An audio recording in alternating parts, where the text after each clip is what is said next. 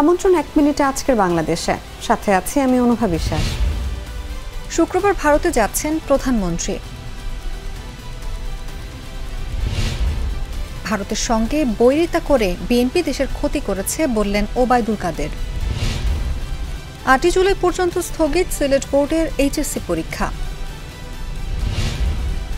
শিক্ষা প্রতিষ্ঠানের ছুটি কমল, খুলছে 26 জুন। বিশ্বব্যাংকের কথা শুনতে হবে, কারণ তারা টাকা দেয় বললেন অর্থমন্ত্রী। এখনো আসাদুজ্জামানের বিরুদ্ধে অভিযোগ উত্থাপন হয়নি বললেন স্বরাষ্ট্রমন্ত্রী।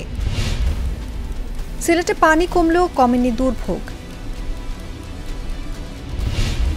বন্যায় ব্যাপক ক্ষয়ক্ষতিতে সরকারের উদাসীনতা বিস্ময়কর, মন্তব্য রিজভির।